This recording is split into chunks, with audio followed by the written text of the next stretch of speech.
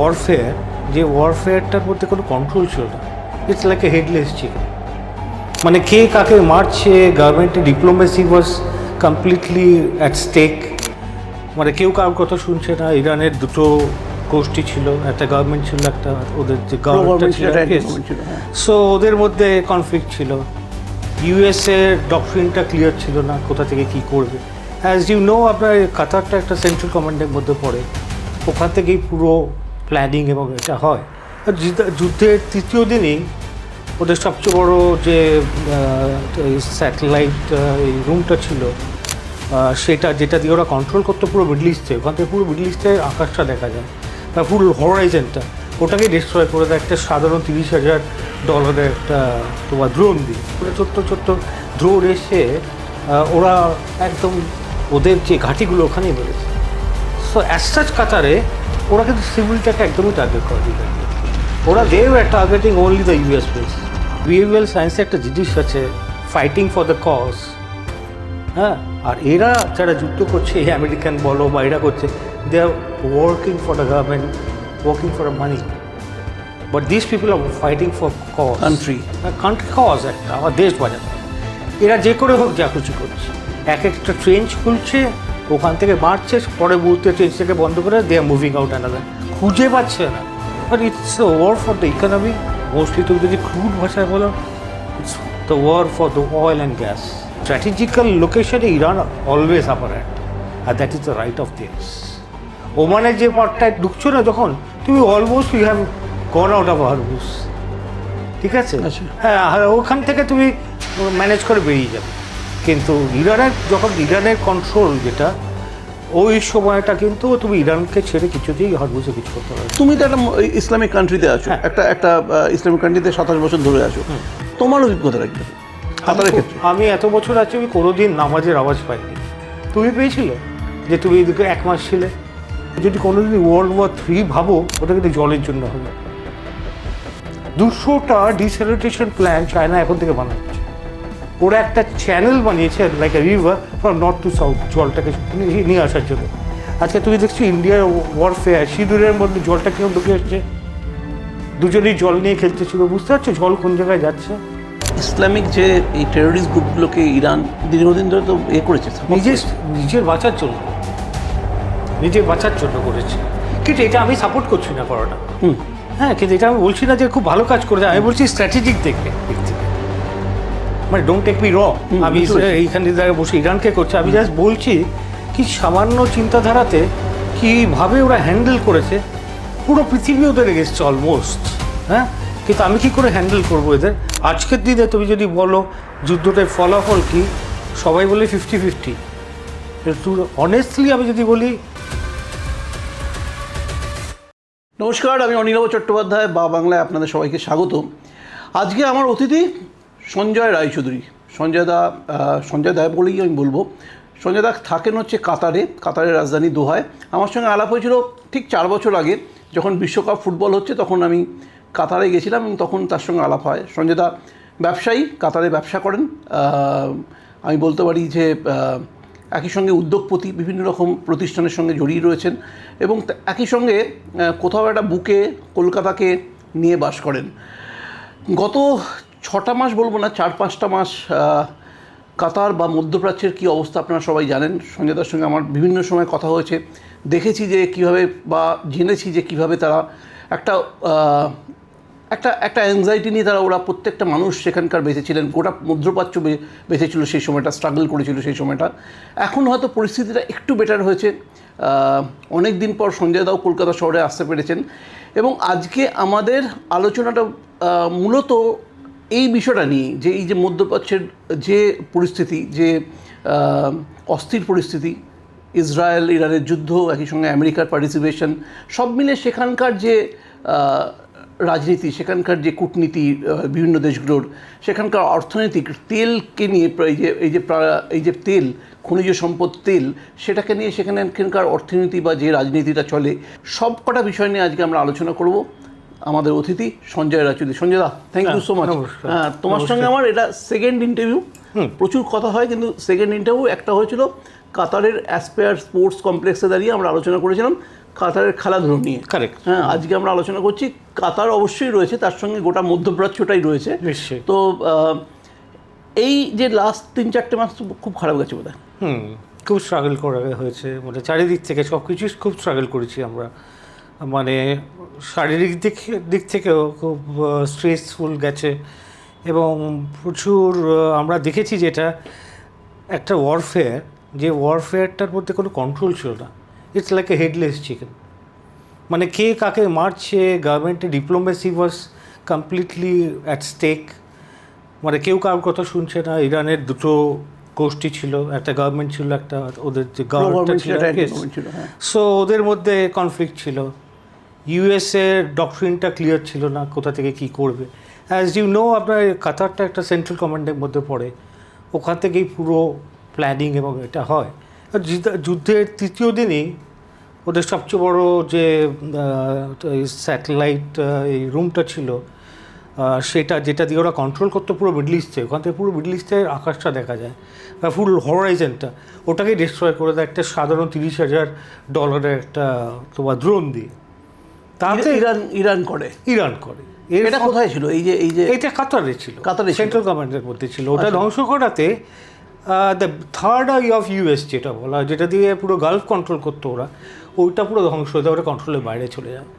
Secondly আবার তোমার ওই যে ফিফথ ফ্লিট যেটা ছিল ওখানে বাহরিনে, ওটার মধ্যেও সেন্ট্রাল কমান্ড, ওটা ফ্রম দ্য নেভাল বেস, ওখানেও আঘাত করে খুব সাধারণ। অ্যাজ ইউ নো, এদের এইটা যে খরচটা যেটা কাতারে ওই টেলিস্কোপ এইটা ছিল, এইটার মনে হয় ফিউ $billion, মানে if I not I think it's around $13 billion এরকম কিছু ছিল। ওটাকে ভেঙে দেওয়ার পর যুদ্ধটা একটা কীরকম একটা হেফাজত হয়ে যায়। মানে আমেরিকানস যে ফোর্স ছিল বা এটা ছিল, they were not at all ready for this. ছোটো ছোটো এই স্যাটেলাইটের মধ্যে ছোট্ট ড্রোন এসে ওরা একদম ওদের যে ঘাঁটিগুলো ওখানেই বেড়েছে। সো অ্যাজ সাচ কাতারে ওরা কিন্তু সিভিলটাকে একদমই টার্গেট করে ইরাকিয়ান। ওরা they were targeting only the US base. আমরা দেখতে পাচ্ছিলাম সব মিসাইলগুলো বলো, এই ড্রোনগুলো সব যাচ্ছিল, but it was targeted on US base. Bahrain, আমি একটু কাটছি তোমায় যে আমি তোমার সঙ্গে যখন কাতারে গেছিলাম, মানে দোহায় গেছিলাম, আমি ইউএস বেসটা দেখেছিলাম, তোমাকে দেখিয়েছিলে যে আর্মি বেস যেটা ছিল, সেটা তোমার বাড়ি থেকে খুব একটা দূরেও নয়, 80 কিলোমিটার। তুমি তোমার হচ্ছে পার্ল আইল্যান্ডে তোমার বাড়ি, যতদূর মনে করতে পারি, এবং সেখান থেকে ওখানে কত দূর হবে সেটা? 80 কিলোমিটার। 80 কিলোমিটার। এই 80 কিলোমিটার দূরে একটা মিসাইল অ্যাটাক হচ্ছে বা ড্রোন অ্যাটাক হচ্ছে, তোমরা সেটা দেখছো, এতে বসে দেখছো, হয়তো ব্যালকনিতে বসে দেখছো বা বাড়ির ভেতর থেকে দেখছো, তো এটা তো একটা ভয়েরও ব্যাপার। অবশ্যই সব কটা গেছে, সব আকাশের উপর যখন যাচ্ছে আমাদের বাড়ির উপর থেকে আমরা সব দেখছি যে এগুলো সব যাচ্ছে। এবং এমন কিছু জায়গায় হয়েছে, আমি আমার বাড়ি থেকে, আমি অফিসে ফোন কল করছি, আমি দেখতে পাচ্ছি একটা যাচ্ছে, বুঝলে, মিসাইল। আমি তাকে ফোন করে জানাই যে এরকম একটা হচ্ছে, after 5 minutes I can here that. ওরা বিশাল একটা ব্লাস্ট হলো। আর যারা তোমার একটু পাশে কাছাকাছি 30-40 কিলোমিটার, তারা তো ফিলই করছিল, পুরো বাড়িগুলো কাঁপছিল। Our basic worry was Iranian মিসাইলগুলো ওয়াজ নট কন্ট্রোলড। ওরা যে পাঠাচ্ছে, ওরাও বেস ধরে পাঠাচ্ছে, ওগুলো আবার কিছু এদিক ওদিক ডিভিয়েট করে যাচ্ছিলো। তো হঠাৎ স্ট্রিটের মধ্যে একটা পড়লো, দুটো এখানে পড়ে গেল, যেটা ওদের কন্ট্রোলের বাইরে। ওগুলো ওয়াজ, আরেকটা হচ্ছিল, ওরা যে ম্যাক্সিমাম ধরো 90% অফ দ্য মিসাইলস ওরা ইন্টারসেপ্ট করছিল, কিন্তু ওগুলোর যে তোমার কী বলে যে মিসাইলের ক্যাপগুলো আর এগুলো, ওগুলো প্রচুর, ওগুলো তো একটা বমের মতো, ওগুলো কিছু হার্ম করেছে সাধারণত, কারো বাড়ির মাথায় পড়েছে, কোনো রাস্তায় পড়েছে। দোজ ওয়্যার অলসো বাজে। তারপরে ওরা ঠিক করো কাতারের বর্ডারে ঢুকতেই দেবে না, সমুদ্রের উপরে ডিস্ট্রয় করছিল। বাট আমি তাও বলবো ওভারঅল তুমি যদি মিডল ইস্ট পার্সপেক্টিভ দেখাও, কাতারে ওরা কিছুই করেনি। যে হারে কুয়েতে বা বাহরিনা ইউএতে করেছে, তার আবার একটা কারণ আছে, জানো তো। কারণটা কিন্তু এটা পরে আমি ডিটেলে বলতে পারবো একটু। এটা খালি এটার মধ্যে খালি রাজনীতি দেখলে হবে না, এর মধ্যে অনেক কিছু জিনিস আছে। বিগার পার্সপেক্টিভে তুমি দেখো, ইরান একটা লেগেসি, বুঝলো। ইরান একটা সাধারণ দেশ নয়, ইরানের একটা ঐতিহ্য আছে। আর ওরা পড়াশোনা থেকে বলো, ওদের ঐতিহ্য বলো, ওদের সাংঘাতিক বুদ্ধিদীপ্ত লোক এরা। আমাদের দেশে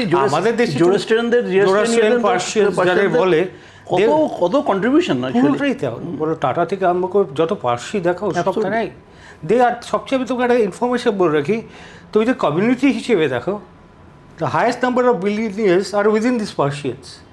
ওরা তো 50,000 পার্সিয়ান্স আছে, ওর মধ্যে হায়েস্ট নাম্বার অফ বিলিয়নিয়ার্স ওদের মধ্যে। কী সাংঘাতিক চিন্তা করো। তো ওদের এবিলিটিটা একটু অন্য ওদের। কিন্তু এই যুদ্ধটা যে তুমি যদি পলিটিক্যালি বা এই ধরো 30-35 বছর ধরে ওদেরকে ক্রিপল করে দিয়েছে আমেরিকা, কিচ্ছু বেচতে পারতো না, কিছু হতো না। আমি একটা সিগনিফিক্যান্ট ঘটনা তোমাকে বলি, যে ঘটনাটা পৃথিবীর লোক খুব কম জানে। যুদ্ধের থেকে ঠিক 3-4 মাস আগে তুমি যদি দেখো, ওখানে একটা সিভিল ওয়ারের মতো সিচুয়েশান তৈরি হয়েছিল। কোথায়?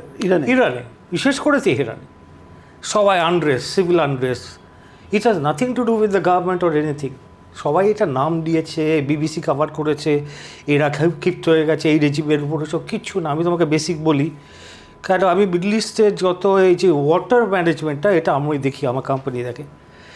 তো আমরা জানি ওখানে they are going through a situation যে কোনো বিদেশি কোম্পানি ওখানে নেই যে অয়েলটাকে এক্সপ্লোর করবে। এক্সপ্লোর করে তো তোমাকে ইউটিলাইজ করতে হবে সিভিল ইউজেজে, ওটাকে তো ক্রুড অয়েলটাকে তোমাকে রিফাইন করতে হবে। কোনো রিফাইনারি ছাড়ানোর কোনো ভালো কোম্পানি নেই। কেন? বিকজ পয়সা করি সব আটকে দিয়েছে ইউএসএ। আর ইউএসএ সবাইকে থ্রেট করে রেখেছে। যেরকম ফ্রান্স ছিল একটু, ইটালি ছিল, চায়না ছিল, ওই চাইনিজরা একটু হেল্প করেছে, রাশিয়ানসের খুব কম। এই 4-5টা কান্ট্রি ওদের মধ্যে ছিল। ইটালি সাধারণ অল্প, ফ্রান্সরা টোটাল এনার্জি ওরা ছিল, আর দুটো রাশিয়ান কোম্পানি ছিল, একটাই সেন্ট্রাল গভর্নমেন্টের একটা, তোমার চাইনিজ গভর্নমেন্টের তোমার একটা মেজর কোম্পানি ছিল। এরা করতো, এদেরকেও এক ধরনের এই ট্রেড এইসব নিয়ে ওদেরও একটা থ্রেড দিয়ে রেখেছিল। তোমরা ইরানকে হেল্প করতে হবে, এই করলে এইটা হবে। এরপরে ওদের কাছে অয়েল শর্টেজ হয় মানে কি অনিলবাবু, যে তোমার ওখানে ডিস্যানিটেশন প্ল্যানগুলো চলবে না, তারপরে তুমি খাবার জল পাবে না, কারণ সবই ওখানে ডিস্যানিটেশন করে হয়। ওরা তো সমুদ্রের জলটাকে তুলে দিয়েছে, ওটা আরও করে রিভার্স অসমোসিস করে ওটাকে ডিস্যানিটেশন করা বিরাট ব্যাপার, একটা খরচের। তো ওই তেলটাই তো কোথায়, গ্যাসটাই কোথায়, তুলতে পারছে না, জল খাওয়া বন্ধ করে দিয়েছে। তুমি ভাবতে পারো, একটা সময় একটা ডিকটেট দিল ওদের সেন্ট্রাল গভর্নমেন্ট, ওখান থেকে তেহরান থেকে প্রায় 20 লক্ষ লোক ইনফ্লাক্স করতো এদিক ওদিক থেকে, নর্থ থেকে, এদিক থেকে, এই বিশেষ করে শীতকালের দিকে, জানুয়ারি ফেব্রুয়ারি এই সময়টা, কেন ওদিকে প্রচণ্ড ঠান্ডা পড়ে, বরফ হয়। তো ওরা শহরে এসে বাস করতো। তখন বললো ইমিডিয়েটলি তোমরা ছেড়ে চলে যাও। ওই যখন বললো আমরা ইলেকট্রিসিটি দিতে পারছি না, জল দিতে পারছি, যখন বেসিক জায়গায় টানটা পড়লো, তখন এরা ক্ষিপ্ত হয়ে গেল গভর্নমেন্টের উপর। অ্যান্ড এটা পলিটিক্যালি আমি বলি, যুদ্ধের কারণে ওই সময় এই ইউএস ফ্রন্ট যেটা, ওরা অপরচুনিটিটা খুঁজলো যে এই আনরেস্টের মধ্যে আমি একটু তেল দেব, বুঝলে তো, আগুনটাকে ধরিয়ে দেবো, এখান থেকে একটা কেউ বেরিয়ে আসবে, ওকে আমি প্রক্সি করে চালাবো। বাই দ্য ওয়ে, আমি এই কথাগুলো তোমাকে বলছি, কিন্তু এখানে একটা ডিসক্লেমার দিতে হবে। আমি 2-3টে গভর্নমেন্ট, যেমন কাতার বলো, ইউএই এবং সৌদি গভর্নমেন্টের একটা অ্যাডভাইজারি রোলেও আছি, ওয়াটার ম্যানেজমেন্ট বিশেষ করে। আমার পক্ষে সব কিছু বলা সম্ভব না, আমি যেটুকু পারবো ছুঁয়ে যাব।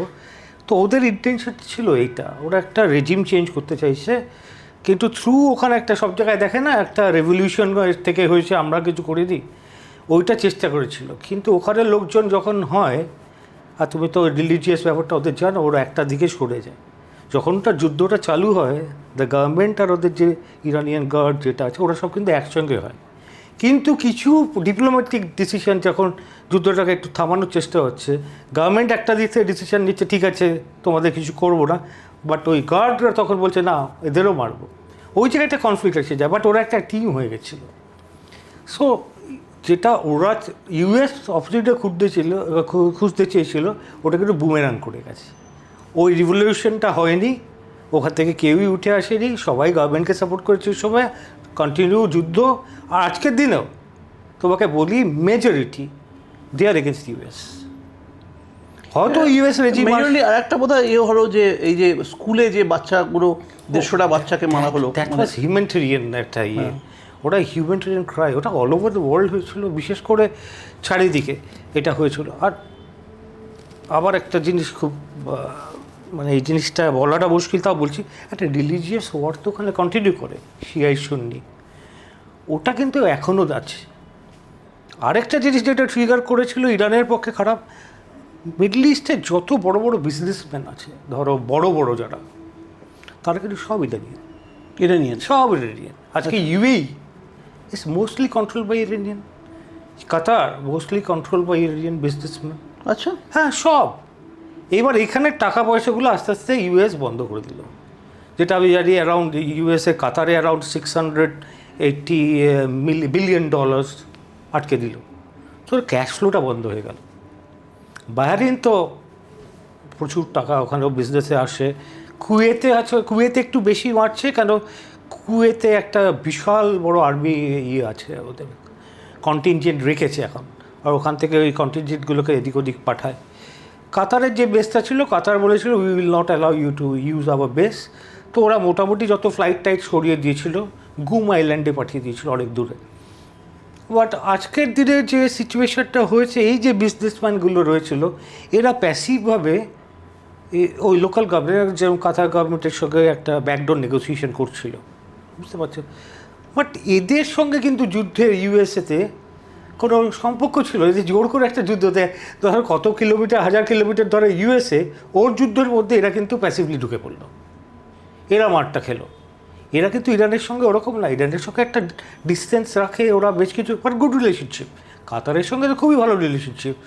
ইউএর সঙ্গে তুমি তো জানো ওখান থেকে মানে বোটে করে যায়, আধ ঘন্টা 1 ঘন্টার বোটে চলে যায়, মানে দুজনে ক্লোজ ফ্রেন্ড। আর ইউএর সঙ্গে যে পলিটিক্যাল, আমি তোমার সব কথাই বলে দিলাম একটা এসে, যে অ্যাব্রাহাম অ্যাকর্ড যেটা করেছে ইউএই, যেটা ইসরায়েলকে অ্যালাউ করেছে, ওদের এইটা ওদের একটু লেগেছিল ইরানে। মানে আমরা তোমাদের যাই হোক একটা মিডল ইস্টে থাকি, আমরা নেবার্স, তুমি ইসরায়েল আমাদের সবার শত্রু, তোমরা কী করে এই অ্যাব্রাহাম ওরা ইনিশিয়েট করেছিল, তো তারপর সৌদি ঢুকেছিল, বাহরিন এসছে, এখন জোরজার করে আরও কাউকে ঢোকাতে চাইছে ডোনাল্ড ট্রাম্প, এতে অবজেকশন ছিল। আর আমি যেটা আরেকটা পার্সোনাল লেভেলে আমি কোনোদিন কাউকে করে ডিসকাশনে দেখিয়ে দিই, if you think or if you can foresee যে ইরান কোন জায়গাটা আজকের দিনে রয়েছে, আর জিওগ্রাফিক্যাল পজিশনিংটা, ইরানের ক্রাউন আমি বলি ওটাকে ক্যাসপিয়ান সি। ইউএসের পক্ষে ক্যাসপিয়ান সিতে ঢোকাটা খুব মুশকিল হয়ে যাচ্ছে। আর ক্যাসপিয়ান সি হচ্ছে একটা জায়গা যেখানে পৃথিবীর সব কিছু ঢুকে বসে রয়েছে, তেল বলো, গ্যাস বলো, এই বলো। যেহেতু ওটা একটা বিশাল বড় লেকের মতো, ওটার মধ্যে এরা ঢুকতে পারে না। ইউএস কোনো মতেই, ইউক্রেন আছে, এই আছে, ওই আছে, এদের ধরে ধরে অল্প, কিন্তু ওখানে রাশিয়ার ফুল কন্ট্রোল। এদের ধারণা ছিল আমি যদি ইরানে ঢুকে পড়ি ছোটো করে, আমি আজকে না বা আজকে করতে হতে, ইরানের একটাই বাজে জিনিস হচ্ছে প্রচণ্ড টেরেন, মাউন্টেন আছে, ন্যাড়া ন্যাড়া পাহাড়, রক দিয়ে ভরা, ওই টেরেনটাকে ক্রস করে যাওয়া ওদিকটা একটু মুশকিল, বাট ওরা পৌঁছে যেত। ওরা একবার যদি ইরানে এখানে কন্ট্রোলটা নিতে পারতো তেহরানে, ওরা কিন্তু ক্যাসপিয়ান সিতে একটা এন্ট্রি পাওয়ার বিরাট চান্স ছিল, যাতে চায়না রাশিয়া সমস্যায় পড়ে আর এই তেলটাকে ওরা ইউজ করবে। আজকে ভারতকে তুমি যদি বলো, ভারতের সঙ্গে এই ট্রেড ডিল বলো, যত গণ্ডগোল চলছে, ইউএস কিন্তু ভারতকে প্যাসিভ করছে, ভাই তোমাকে আমি দেখে দেবো। ভারত কেন পরিষ্কার ওর ইউএসের কাছে এই জিনিসটা বলে দিয়েছে, আমাদের পপুলেশন, আমার ইন্ডিয়া আগে, সবার আগে ইন্ডিয়া, তারপর আমরা রিলেশনশিপ কার সঙ্গে কী রাখবো ওটা দেখে শুনে ইন্ডিয়ার যেটাই ভালো হবে, যে ইন্ডিয়ার সেটা নিয়ে কাজ করবো। তার ফলে আমার রাশিয়ার অয়েল আউট অফ নেসেসিটি আমাকে কিনতেই হবে, ওখানে তুমি কিছু করতে পারবে না। এই ভেনেজুয়েলা পলিটিক্যালি যে দখল করা হলো ইউএসএ, এটাকে ওয়ান অফ দ্য রিজন যে ইরানিয়ান অয়েলটা কেনা বন্ধ করো, রাশিয়ান অয়েল করাবো, আমি তোমাকে ভেনেজুয়েলা অয়েল পাঠিয়ে দেবো সস্তাতে, কারণ তেলটা তো ওর নয়, তেলটা ভেনেজুয়েলা, ও বলেছে তোমাকে আমি তেল পাঠাবো সস্তায় দেবো এদের থেকে, তবে এদের ছাড়ো। কারণ ইন্ডিয়া কিন্তু লাস্ট ইয়ার হয়তো লাস্ট ইরানিয়ান অয়েলটা কিনেছিল। আচ্ছা, হ্যাঁ, তারপর বন্ধ করে দেয় যখন যদি বেশ কিছু 6-7 মাস আগে থেকে বন্ধ করে দেয়। আর তোমার রাশিয়ার অয়েলটা ওরকমভাবে কিনছিল। এবার ভেনেজুয়েলা অয়েলটা যখন ডোনাল্ড ট্রাম্প গভর্নমেন্ট থেকে ওটাকে দিল, নিয়ে দেখে এই তেলটা খুব হেভি হয়, মানে খুব এটাকে পরিষ্কার করতে পারে, ফিল্টার করতে প্রচুর টাকা খরচ, আর ওদের ওখানে টেকনোলজিটা নেই।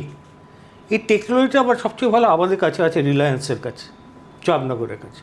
তো রিলায়েন্স ওখানে হিউজ একটা ইনভেস্টমেন্ট করলো। I don't remember the exact figure, but large amount of dollars ওটা টেক্সাসে করলো, করে ওই অয়েলটাকে ও পিউরিফাই করবে ওখানে, করে আমাদের দেশে আসবে।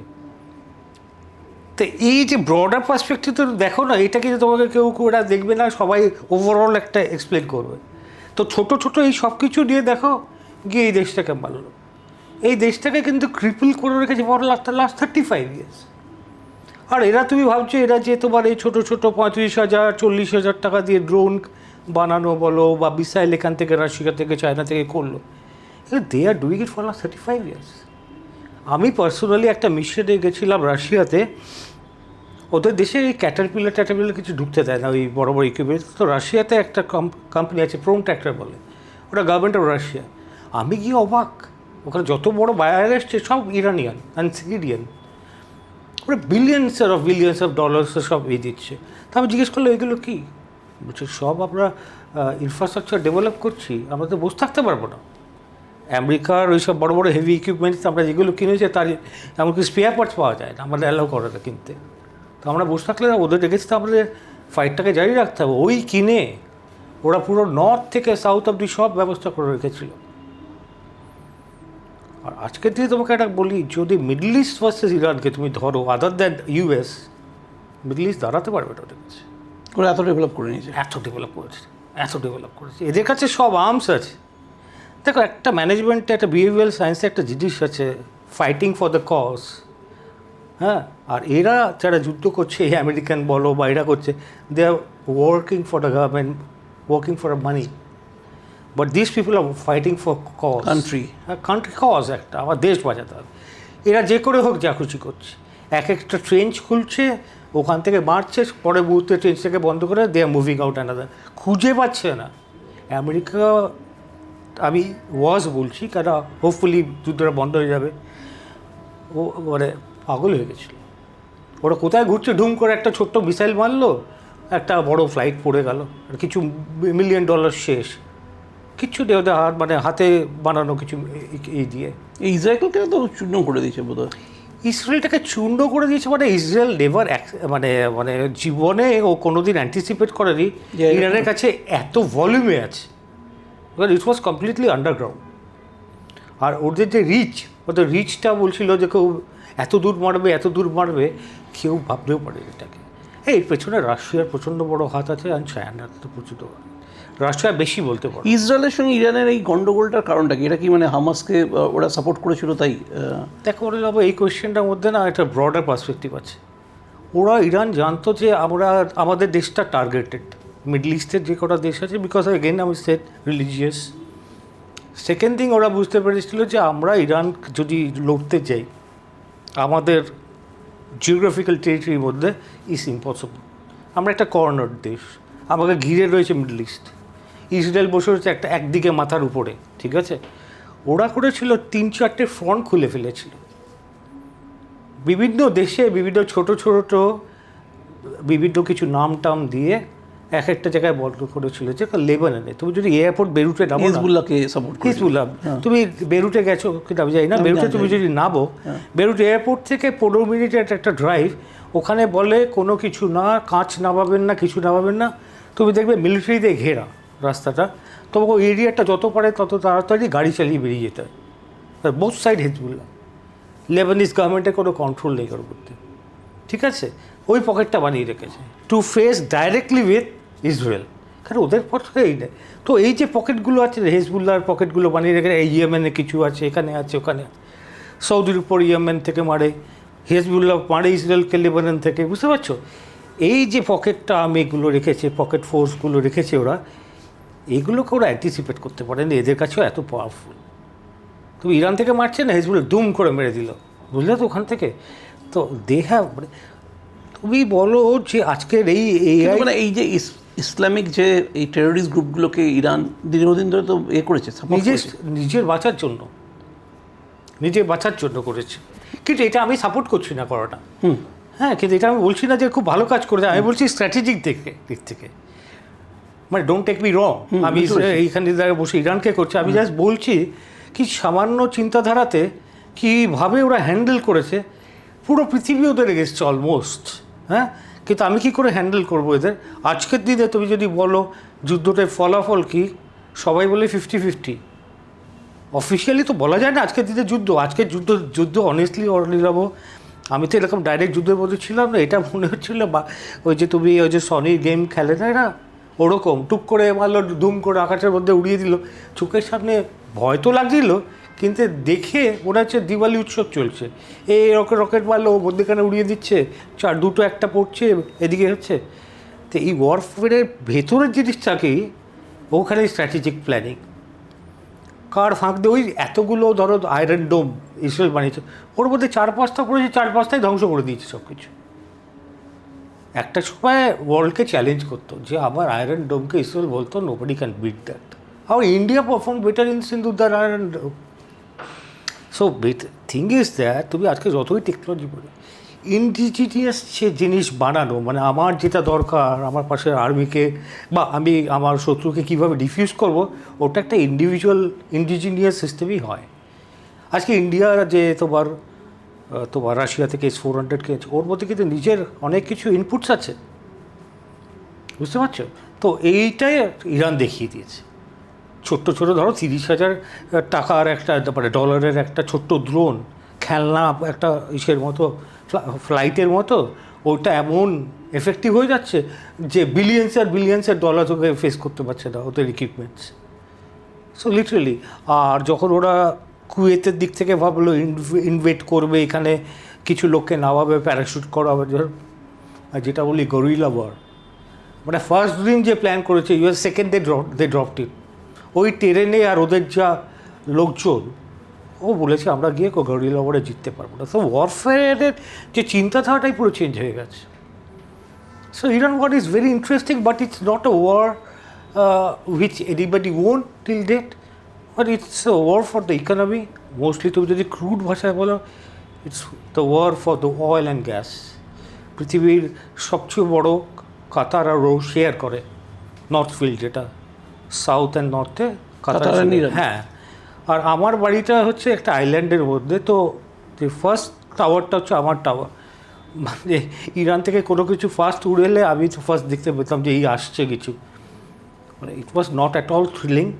আর বলতে চাই কিছু, মানে তোমার এখানে চ্যানেল আনলাকিলি আর লাকিলি আমার বাড়িতে থেকে কিছু কভার করেছে, তো তারাও দেখিয়েছে কিছু কিছু। এবিপি আনন্দ, চিন্ময় গেছিল তো, চিন্ময়, হ্যাঁ, ও গেছিল, মানে ও বেসিক্যালি ও is a fitness trainer, exactly, ও সেই সময় ওখানে ছিল আর, হ্যাঁ আমার সময় ছিল, ওই এবিপি আনন্দকে ধরেছিল আমার মনে আছে, হ্যাঁ, এই সুমন দে এরা করছিল। মানে সত্যি কথা বলতে যে কাভার করা ওখানে এমন কিছু একটা কাভার করা কিছু নেই, বুঝতে পারছো? ওখানে মানে ইটস আ ওয়ারফেয়ার, যেটা তোমার মনে হচ্ছে যে এটা কী, এটাকে মানে ওরকম না, কিন্তু জিনিসগুলো ইম্প্যাক্টগুলো এত বড় ছিল, মানে একটা ড্রোনের মতো কিছু হু করে উড়ে যাচ্ছে, আওয়াজ হয়, লোকাল অটো রিক্সা যেরকম ওরকম একটা আওয়াজ হচ্ছে, গিয়ে যেখানে স্ট্রাইক করছে ধরো, ওখানে বিলিয়ন্স অফ ডলার্সের জিনিস উড়িয়ে যাচ্ছে। এই যে রাসলাফরের যে স্ট্রাইকটা হলো, এটা অয়েল ফিল্ডের মধ্যে, অয়েল রিফাইনারির মধ্যে, আমি বাড়ি থেকে দেখতে পেলাম, আমি আমার সঙ্গে যে থাকে তাকে বললাম আজকে এত ব্রাইট লাগছে কেন স্কাইটা, ওখানে যেখানে অয়েল ফিল্ডটা আছে ওখানে বার্ডারগুলো জ্বলে, তো সেই পুরো আকাশটা পুরো অরেঞ্জ হয়ে গেছে, তো জানতে পারলাম ওখানে পড়েছে। Got my point. So it's not that সারাক্ষণ ভয় হঠাৎ, আর আমাদের একটা করে অ্যালার্ম বেজে উঠতো, ওটাই বিশেষ ভয় ছিল হঠাৎ, তারপর তো হ্যাঁ কী হতো এটা, কি অ্যালার্মটা, অ্যালার্ম সিস্টেম একটা, কেন কি আমাদের না সেন্ট্রাল একটা অ্যালার্ম সিস্টেম নেই কাতারে, তো ওখানেও তো ইন্ডিভিজুয়াল ফোনে তোমার একটা অ্যালার্ম দিত যে মিসাইল আসছে, কেয়ারফুল, কোথাও সব ঢেকে যাও, এখানে থেকো না, নিচে চলে যাও আন্ডারগ্রাউন্ডে, এগুলো করে রাখ। আর বিশেষ অঞ্চলে একবার বললো যেখানে যেখানে ইউএস বেস আছে, ওদের তোমার এমবেসি আছে, ওদের লোকেরা যেখানে থাকতো ওরা ওখানে টার্গেট করবে। তোমার যদি মনে পড়ে কিনা যায় না, ওরা বললো যে গুগল জাতীয় যেসব কোম্পানি ইউএস বেস আছে তাদের ওখানে ডেরায় মারবে। তখন ওই এরিয়াগুলো ছিল আমাদের এরিয়া, ওই এরিয়াগুলোকে ইভ্যাকুয়েট করে দিল। আর এদের এত ভালো সিস্টেম অনিলাভ, যে ছোটো গভর্নমেন্ট, ছোটো দেশ, ঠিক আছে, ওরা দে আর বিহাইন্ড এভরিবডি, ইন্ডিভিজুয়াল করে খবর রাখতো, যাদের দেখতে একটু বয়স্ক তাতে উঠিয়ে একদম পার্সোনাল কেয়ার দিত। কাতারে অসম্ভব ভালো ব্যবস্থা ছিল, ওই সাইরেনটা ছাড়া আমরা কোনো কিছুতেই ভয় পাইনি, কোনোদিন একটা কোনো কিছু অভাবের খবর পায়নি, গভর্নমেন্ট প্যানিক করতে দেয়নি কাউকে, মানে অসম্ভব ভালোভাবে হ্যান্ডেল করেছে। ইন্ডিয়ান এম্বাসি খারাপ কাজ করেনি, ভালো কাজ করেছে। পরে যারা আটকে গেছিলেন, চিন্ময় আটকে গেছিলো, কিন্তু ধীরে ধীরে ধীরে এদের কীভাবে রিলিফ দিয়ে নিয়ে গেছে। ইন্ডিয়া গভর্নমেন্টে প্রচণ্ড সাহস দিয়েছে সবাইকে, এমনকি ফাইন্যান্সিয়াল হেল্প করেছে। কাতার থেকে তখন কোনো ফ্লাইট ছাড়ছিল না, এয়ারস্পেস বন্ধ ছিল, সৌদিতে দিয়ে যাওয়ার ব্যবস্থা, তাদের ভিসা করে দেয়া, অসম্ভব ভালো করেছিল। আর আরেকটা খুব ভালো ব্যাপার যেটা ইন্ডিয়ার জন্য হয়েছিল, এই আজকে প্রেসিডেন্ট গভর্নমেন্ট যেটা করতে পেরেছিল, ওই ক্রাইসিসের মধ্যেখানে ইরানকে পারসিউ করে কাতার থেকে কিন্তু গ্যাস নিয়ে গেছে। তোমার একটা ক্রাইসিস হয়েছিল, ওই ক্রাইসিসটাকে ওই যে ট্রানজিট পিরিয়ড যেটা বলে, তো কাতার টু তোমার বম্বে বা হায়দ্রাবাদ যেখানে বটলিং প্ল্যান্টগুলো আছে, ধরো 20-22 দিনে, তারপর ওখানে যখন ওটা ইনল্যান্ডে দেওয়া হয় জাহাজ থেকে নামিয়ে, ওটা আবার ডিস্ট্রিবিউট চ্যানেল দেওয়া যায়, ওই সব মিলে তো 25 দিনের একটা টার্ন অ্যারাউন্ডের টাইম থাকে। অসম্ভব ভালো হ্যান্ডেল। ওটা যদি না তোমার মনে আছে কিনা, যে ক্রাইসিসটা এলো হঠাৎ করে ভ্যানিশ করে গেল, ওটা ভেরি ওয়েল হ্যান্ডেল। আমি যেরকম বললাম, তোমার গভর্নমেন্টের একটু অ্যাসোসিয়েট আছি যে এই রিজার্ভগুলো কীভাবে গভর্নমেন্ট মনিটর করে, এই মনিটর করাটা ইন্ডিয়া গভর্নমেন্ট প্রচণ্ড ভালো। কেন কি ফোর্স মেজিওর লাগিয়ে দিয়েছিল যুদ্ধের পরে, বড় বড় কান্ট্রি ফোর্স মেজিওর আন্ডার পড়ে গেছিলো, Denmark, Italy, Japan. India was priority number 1 ছিল, যে ইন্ডিয়াকে দিতেই হবে আমাকে। কারণ ইন্ডিয়ার সঙ্গে এগ্রিমেন্ট 2028 অবধি আছে, আমার ভেরি স্পেশাল রেটে আছে। তো India handle it very well. আর কাতারকেও বলতে হবে, খুব অ্যাপ্রিসিয়েট করতে হবে, গভর্নমেন্ট প্রচণ্ড পার্সোনাল কেয়ার করেছে। ইউএই আমি তোমাকে বললাম, ইউএই সব বিজনেসম্যানরা, মানে ইকোনমিটা ডিপেন্ডেন্ট আপন তোমার ইরানিয়ান বিজনেসম্যানদের উপর, কিন্তু ওদের সঙ্গে ইউএইর খুব ভালো ট্রানজ্যাকশন ছিল লাস্ট 6 মাস আগেও। কিন্তু ওই আমি তোমাকে বললাম, ইরান গভর্নমেন্টের মধ্যে তো যদি পুরোপুরি গভর্নমেন্টটা দেখো, দুটো ডিভাইড হয়ে গেছিলো। একটা ঠিক আছে, একটা মধ্যপন্থা নিয়ে, আরেকটা বলেছিল একদম এগেন্স্ট ইউএসএ, যারা ইউএসকে একটু 1 ইঞ্চি দিচ্ছে তাকে মারবো। ওরা ব্লাইন্ড ছিল, তারা মেরে যেত। আর কিছু যেটা হচ্ছে যে দোষারোপ করার জন্য নিজেকেও নিজে মেরেছে, আমি জানি এটা বলা ঠিক হবে কিনা, বাট কিছু জায়গায় হয়েছে, দেখা গেছে। তোমার কোনো সময় মনে হয়েছে চলে আসি, ফিরে আসি ইন্ডিয়াতে, ওরকম একটা সময়? কথাটা বলাটা আবার ঠিক হবে কিনা, এগেইন আমি বলছি, I am much safer in Qatar than in India. আমি ইন্ডিয়াতে রাস্তায় বেরোলে একটা অটো এসে ধাক্কা দিয়ে মেরে দিতে পারত। প্রবাবিলিটি বলে একটা কথা আছে, তো ওখানে একটা বোম পড়ার প্রবাবিলিটি মানে এমনিই বললে চলো, বাট ইন্ডিয়াতে probability of having an accident in a road is much higher. আর যেভাবে গভর্নমেন্ট আমাদের সাপোর্ট করছিল, বা এই মিসাইলগুলো ইন্টারসেপ্ট করে আমাদের একটা টাইম ফ্রেম দিচ্ছিল, বা তার আগে যখন খবর এত ইন্টেলিজেন্সটাতে ভালো ছিল, ওরা আমাদের সবসময় প্রোটেক্ট করে রেখেছে। কোনো জায়গা একটা জায়গায় রাখেনি যে সিভিল এরিয়াতে কোনো দিন কিছু হোক, তার আগে দিয়ে টু কাভার আস। অনেক বললাম তো, অনেক প্রোটেক্টেড এরিয়াতে নিয়ে গেছে, ওদের সব দায়িত্ব ওদের। দেখো 3 কোটি লোক তো হ্যান্ডেল করা তো সুবিধাই একটা জায়গায়, আর প্রতিটা লোককে প্রায় আইডেন্টিফাই করতে পারে যে কোনো সময় ওদের। আর ইন্ডিভিজুয়ালি তারা ওদের ফোন নাম্বার ইন্ডিভিজুয়াল।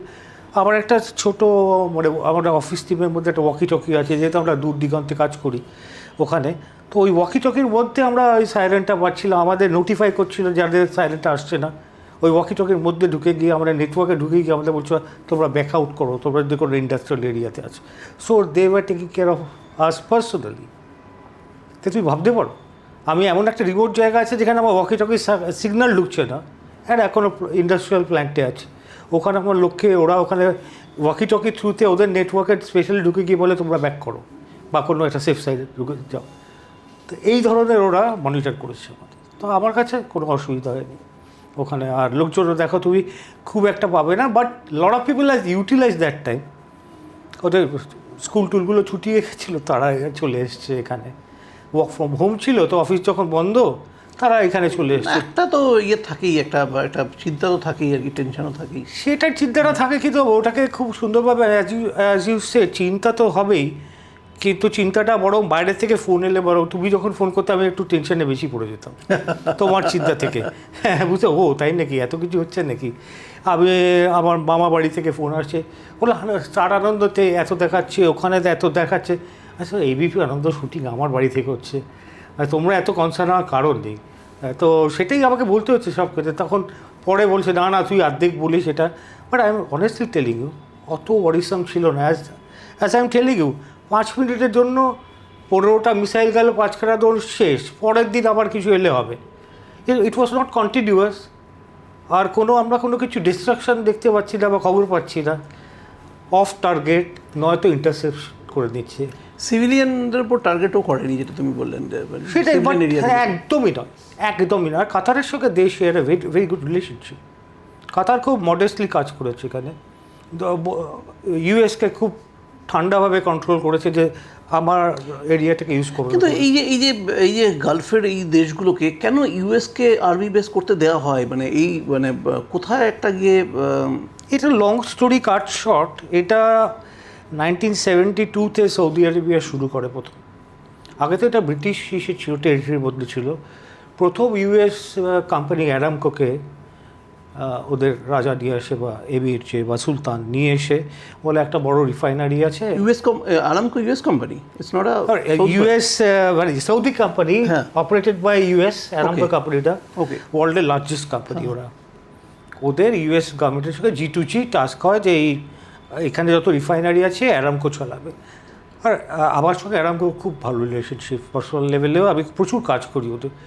তো ওরা এসে প্যারালাল গভর্নমেন্ট। তোমাকে একটা এক্সাম্পল দিই, ওদের ধরো কোনো একটা দেশ থেকে একটা লোককে আনতে হবে কালকেই।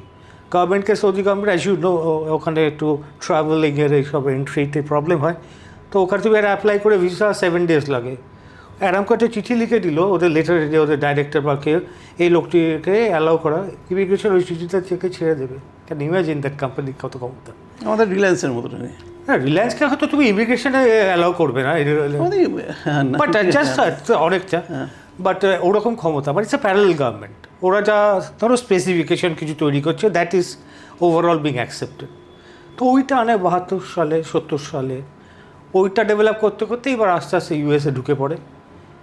তেলের, গ্যাসের, ওরা কঙ্কো ফিলিপস বা এইসব যে টেক্সাস বেস কোম্পানি আছে, কেপিএমজি, তা ওখানে যত কোম্পানি, ওদের নিয়ে এসে ওরা এক্সপ্লোর করতে থাকলো। করে ওরা বললো যে তোমাকে একটা ছোট্ট আগে হিন্ট দিয়ে নিই যে মিডল ইস্টের তেলটা সস্তা কেন। সবচেয়ে সস্তা তেল মিডল ইস্টটা, খুব ভালো তেল। ধরো মিডল ইস্টটা খুব ভেরি শ্যালো, ওখানে তো পেনিনসুলা, তো খুব একটা নিচে যেতে হয় না তেল ড্রিলিং করতে, বুঝেছো? 1500 2000 তা ওরকম ফিট থেকে তেল পেয়ে যাওয়া যায় অনেকটা জায়গায়। সে অয়েল ফিল্ডগুলো মনে পড়ছে? হ্যাঁ, তো মনে পড়ছে না ওগুলো। তো ওই জায়গাগুলো থেকে তেলগুলো তোলে, সেই জন্য এক্সপ্লোরেশন কস্ট ইজ কোয়ার্টার। অন্যান্য জায়গায় তুমি প্যাসিফিকের নিচে, একটু ওশানের নিচে রে তুমি কিলোমিটার পর কিলোমিটার চলো, তারপর গিয়ে মানে exploration cost is very minimal. সেই জন্য তেলটা কোয়ালিটির ভালো, লাইট অয়েল, তার জন্য তেলটা কম। ইউএসের কাছে যা তেল আছে পৃথিবীর সবচেয়ে বেশি ওদের কাছেই আছে, কিন্তু exploration cost is so high, there oil is very costly.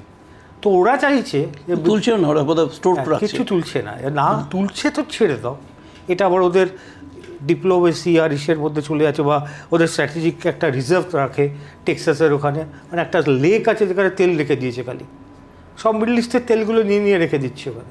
তখন বললো আমরা এক্সপ্লোর করে দেবো তোমাকে কম দামে, আমাকে এই একটা ফিক্স দামে তেল দিতে হবে, যেটা নর্মাল মার্কেটের থেকে অনেকটা নিচে, সস্তায় তেল নিয়ে যেতে ওখানে। তারপর বলতে শুরু করে, যখন ওদের লোকজন আসতে শুরু করে দিল, এখানে রেগুলার কাজ হচ্ছে, বললো আমার লোকজনের সিকিউরিটি তোমরা দিতে পারবে না, তোমাদের আর্মি নিয়ে কিছু নেই, ওয়াই নট আমরা তোমাকে সিকিউরিটি দেবো, তুমি এই সিকিউরিটির জন্য পয়সা দাও। আর স্ট্র্যাটেজিক্যালি ওরা মিডল ইস্টে ওদের সেন্ট্রাল কমান্ডটা বসানো, দিলে পুরো এশিয়াটাকে কিছুটা, এদিকটা সাউথ এশিয়া, এদিকটা কিছুটা ইউরোপ, নর্থ আফ্রিকা, এগুলোকে কন্ট্রোল করে, বুঝতে পারছো তো?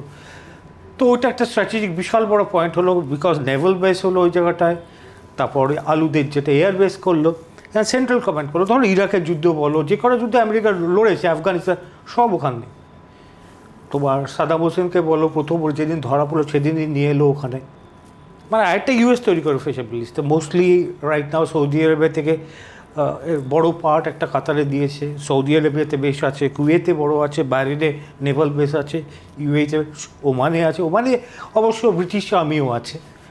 তো এরা একটা বড় বেস করে দিয়ে পৃথিবীর মাঝখানে এমন একটা জায়গা তৈরি করে, রাশিয়া চায়না ইজ অলসো একদম স্ট্র্যাটেজিক্যালি। তো লোকেটেড, আর এদের পয়সা আছে, এরা এদের রাখছে। কাতারে 30,000 সৈন্য আছে, পুরোটাই কাতার গভর্নমেন্ট ওদের ফ্যান্সিভাবে রাখছে। আর ওদের বলছে আমি তো আর্গেন্সে প্রোটেক্ট করবো, এই দেখো প্রোটেক্টেড নমুনা। কাতারে কিছু করা নেই, ইরানের সঙ্গে যুদ্ধের মধ্যে ফেসে গেল। ঠিক আছে, কাতার এখানে কোনোভাবে ইনভলভ নেই। কাতারের সঙ্গে কাতার মানে এখনও ওরা যাতায়াত করে এখানে কাতারের সঙ্গে। আর লাস্ট উইক ওদের ফাইন্যান্স মিনিস্টার ছিল, কিছু পয়সা মনে হয় ছাড়া হয়েছে ওদের, যাতে ইকোনমিটা চলে, সেই জন্য এই ট্রিটির মধ্যেই রয়েছে ওটা। তো অ্যাজ সেই জন্য এটাকে একটা মানে নিজের পয়সাও খরচ হলো না, আখেরও গোছালো, আবার ওখানে স্ট্র্যাটেজিক অয়েল রিজার্ভে বেশ কিছু জিনিস ঢোকালো। এই হরমুজ প্রণালী নিয়ে যে বিতর্কটা, সেটা অ্যাকচুয়ালি কি, মানে এটা কার কন্ট্রোলে বেসিক্যালি থাকে, মানে সারা বছর মানে এতদিন ধরে রয়েছে? তো ইন্ডিয়ান পার্সপেক্টিভে একটু বোঝাই। তুমি যদি ভাইজ্যাক পোর্টটাকে দেখো বা আবার নেভাল বেসটা দেখো, একটা খুব সুন্দর ভগবানের তৈরি একটা নেভাল বেসের মতো, একটা সুন্দর ওয়াল দিয়ে প্রোটেকশন, একটা ভেতরে চ্যানেল, ও একটা কোলের মধ্যে, মানে সমুদ্রে একটা কোলের মধ্যে ভাইজ্যাক স্টিল প্ল্যান্টটা অটোমে পাহাড় দিয়ে ঘেরা, ওর ঠিক বুকের মধ্যে ওই আমাদের নেভাল বেসটা। ঝড় জল কিচ্ছু হোক, কিছু ক্ষতি করবে না। এমনকি যে পাকিস্তান ওয়ারটা হয়েছিল, যাদের সাবমেরিন পাঠিয়েছিল, ওরা খুঁজেই পায়নি কোথায় নেভাল বেস। ওরা অন্ধ্রপ্রদেশের ওই জায়গাটায় সাবমেরিন ওদের নেভাল সবকটা দিয়ে দাঁড়িয়েছিল প্রায় বেশ কিছু দিন আর মাস, আমি ঠিক ডেটাটা বলতে পারছি না, পাকিস্তানের যুদ্ধের সময় ওরা খুঁজেই পায়নি, এমন strategically located. Hormuz is the same, একটা জাস্ট ইউ চ্যানেল আছে, লেফট হ্যান্ড সাইডে হচ্ছে ইরান, ওখানে বিশাল একটা পাহাড় দিয়ে ওই চ্যানেলটার ওখানটা ঢাকা। তুমি ওখানে ওই বড়ো বড়ো শিপকে টার্ন দিতে ওই চ্যানেলটায় ঢুকতেই যাবে। আর তুমি যদি ডান দিক থেকে যাও ওটা ক্রাশ করে যাবে, কারণ ওদিকে ডেপটা কম, তার উপর তুমি যেটা ওমান বা ইউএই দিক থেকে যেতে পারবে না। তো এটা টু ওয়ে আছে, বুঝলে তো। তোমাকে বেরানোর সময় জাহাজগুলোর যে সার্কামফারেন্সে ঘুরতে হয়, ওটা ওইটার ভেতর দিয়ে আসতে হয়, এসব ফুললি প্রোটেক্টেড। তাহলে তুমি বোঝো আগেরকালের দিনে যখন আমরা গল্প শুনতাম যে ওই যেখানে ওই ডাকাতগুলোর পাহাড়ের উপর থেকে বসে থাকতো গুলি করার জন্য, উত্তরপ্রদেশে বোঝা যায় এগুলো না, যেখানে ফেমাস চম্বলে, ওই উপর থেকে, তাহলে ওরাও তাই ইরান উপরে বসে রয়েছে, তোমার জাহাজ পাশ করে টুক করে একটা ফেলে দিল, শেষ। আর ওখানে তো ওই জাহাজগুলো কী হয়, এমন সময় হয় যে অয়েল ট্যাঙ্কার্সগুলো বা গ্যাস ট্যাঙ্কার্স কাতারে ওটা ভর্তি হলো, কাতারের জাহাজগুলোতে ট্যাঙ্কারগুলো হলো মধ্য সমুদ্রে পাঠিয়ে দিল, যে যত দাম কল করলো তার কাছে পাঠিয়ে দেয়। আচ্ছা, হ্যাঁ, এটা তো একটা ছোট্ট ঘটনা বলি। এখানে যে যুদ্ধ মানে তোমার যে অয়েল প্রাইস বলো, গ্যাসের প্রাইস, গ্যাসের খুব একটা ভোলাটিলিটি নেই, মানে ধরো $4 থেকে $5 পার বিটিউ, ওটাই অনেক বছর ধরে চলেছে, এখন একটু এদিক ওদিক করছে। কিন্তু জাহাজের ক্ষেত্রে এই তখন ট্যাঙ্কারগুলোর ক্ষেত্রে কী হয়, ওগুলো ফুল হলো, ওগুলোকে মাঝ সমুদ্রে দাঁড় করিয়ে রাখলো, চায়না কল করলো, যাদের সঙ্গে লং টার্ম এগ্রিমেন্ট, তাকে পাঠিয়ে দিল দুটো, একে পাঠিয়ে দিল দুটো। তারপরে Hormuz channel is always busy. ওটা খালি কমার্শিয়াল চ্যানেল না, ওটা আবার সিভিলিয়ান চ্যানেলও। এই বোট টোট ডিগি নৌকো সরি ডাও বলে, ডাও চলাচল করে, ভেরি কনজেস্টেড এরিয়া থাকে। এর ফলে হয় কি, ওখানে সবসময় এত হাইলি ইকোনমিক্যাল বা কমার্শিয়াল এই জিনিসগুলো চলে না, ও ছোট্ট একটা কিছু হলেই সঙ্গে সঙ্গে বন্ধ করে দেয়। $1 বিলিয়ন ক্ষতি হয়ে যাবে একটা জাহাজে কিছু হয়ে গেলে। তারপরে স্ট্র্যাটেজিক্যাল লোকেশনে ইরান অলওয়েজ আপার হ্যান্ড, আর that is the right of theirs. ওমানের যে পার্টটায় ঢুকছো না যখন, তুমি almost you have gone out of Hormuz, ঠিক আছে? হ্যাঁ, ওখান থেকে তুমি ম্যানেজ করে বেরিয়ে যাবে। কিন্তু ইরানের কন্ট্রোল যেটা, ওই সময়টা কিন্তু তুমি ইরানকে ছেড়ে কিছুতেই হরমুজে কিছু করতে পারবে না। আমেরিকা যেটা চেয়েছে, ওদের কন্ট্রোলে চেয়েছে হরমুজটা, মানে সেটা কি? এটা হচ্ছে একটা বার্টার সিস্টেম এখন ইউএসের সঙ্গে হয়েছে, পিসে বার্টার সিস্টেম যেটা বলে, মানে বার্টার ডিল, যে আমার যে ক্ষতি হয়েছে, ইউএস তো বলেছে আমরা ক্ষতিপূরণ দেব, কিন্তু এরা বলেছে যেটা আমার রাইট, এই হারমুজের উপর একটা টোল ট্যাক্স বলল, যেরকম আমরা গাড়িতে তুলি, জাহাজ যাবে এত ভ্যালু, আমাকে এতখানি ট্যাক্স দেবে, যেটা দিয়ে আমি আমার ইকোনমিটাকে রিকভার করবো। অ্যাট সাম এক্সটেন্ট ওরা চাইতেই পারে, ওদের যেভাবে লাস্ট 50 বছর ধরে মারা হয়েছে, এটা ওর চাওয়াটা তুমি বলতে পারো না যে এটা ওরা ঠিক কাজ করছে না। একটা দিকে ওদের দরকার, ওদের শেষ করে দেওয়া আছে।